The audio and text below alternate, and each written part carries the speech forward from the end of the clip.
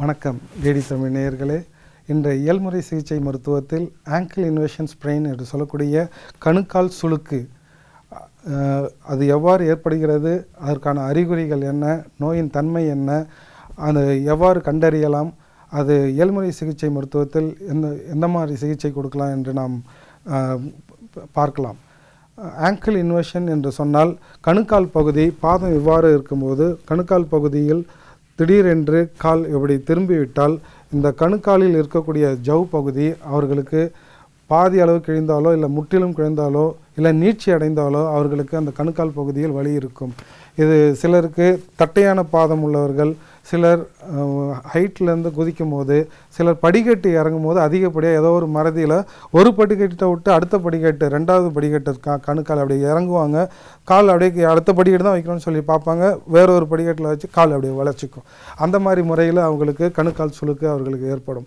கணுக்கால் சுளுக்கு 3 வகையாக அதனுடைய தரத்தை வைத்து, கிழிதலை வைத்து அதனுடைய தரம் பிரிக்கலாம். முதல் படியாக ஸ்ட்ரெயின் என்று சொல்லக்கூடிய நீட்சித்தன்மை.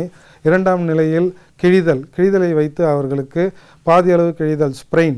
அடுத்தது முற்றிலும் கிழிதல். அந்த அளவுக்கு இந்த தன்மையை அதனுடைய நிலையை நாம் வகைப்படுத்தலாம். முதலாவது நிலையில் அவர்களுக்கு ஐஸ் தெரப்பி என்று சொல்லக்கூடிய, மீண்டும் முன்னரே கூறியது போல் ரைஸ் தெரப்பி என்று சொல்லக்கூடிய ரெஸ்ட், ஐஸ், கம்ப்ரெஷன், எலிவேஷன் என்ற முறையில் அதற்கு முதலுதவி செய்தால் உடனே அந்த நோய் முற்றிலுமாக குணமாகும். அதை செய்ய சிலர் என்ன பண்ணுவாங்க, ஸ்பாட் அந்த இதில் இன்வெர்ஷன் ஸ்ப்ரெயின் ஆகிச்சு அப்படின்னா காலை நான் சுளுக்கெடுக்கிறேன் அப்படின்னு சொல்லி தருவோம். அந்த மாதிரி செய்யக்கூடாது.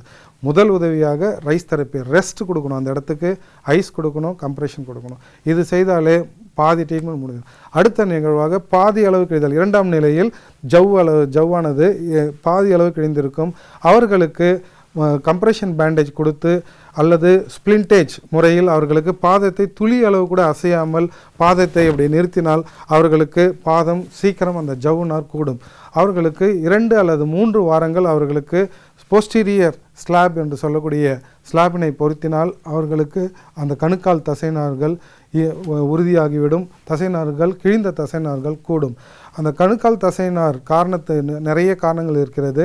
அவர்களுக்கு ஃபுட்பால் இன்ஜுரி, அதிகப்படியாக பால் கொலிஷன் இன்ஜுரி என்று சொல்லக்கூடிய பால் எதிரணியினரும் ஒரு அணியினர் உள்ள பிளேயரும் 2 பேரும் அந்த பாலை உதைக்க நேரிடும் போது 2 பேரும் அடித்து கொண்டால் அவர்களுக்கு பாதம் சுழன்றுவிடும். அப்பொழுது அவர்களுக்கு ஏற்படும். மண்ணில் ஹை ஜம்ப் முறையில் அவர்கள் குதிக்கும் போது அவர்களுக்கு கணுக்கால் போய் லேண்ட் ஆகும்போது அவங்களுக்கு கணுக்கால் விழும்போது அந்த மண் சரிவாக இருக்காது, சமமாக அப்போது சரிந்து அவர்களுக்கு கணுக்கால். ஸோ அது அதிகப்படியாக விளையாட்டு காயங்களில் ஒன்றாக இதை காணப்படுகிறது. இது ஸ்போர்ட் இன்ஜுரியில் வருவதால் இதனை அதிகப்படியாக இதனை நாங்கள் ஃபஸ்ட் எய்ட் முறையில் பிடி டீச்சர்ஸ்க்கு ஃபஸ்ட் எய்ட்லேயே அவங்களுக்கு சொல்லிக் கொடுப்பாங்க. அதனால் முக்கியமாக அவர்களே அந்த காயத்தை அவர்களே ஆற்றி விடுவார்கள்.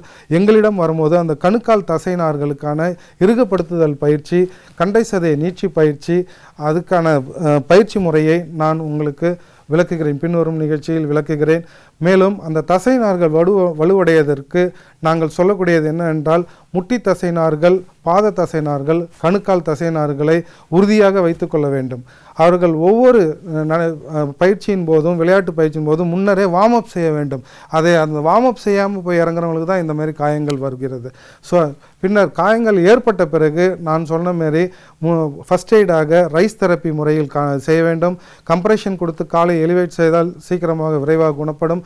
போஸ்டீரியர் ஸ்லாப் ஸ்பிளிண்ட் என்று சொல்லக்கூடிய பின் அட்டை கொடுத்து அதை நிறுத்தி வைத்தால் இந்த தசைநார்கள் விரிவாக குணமாகும்.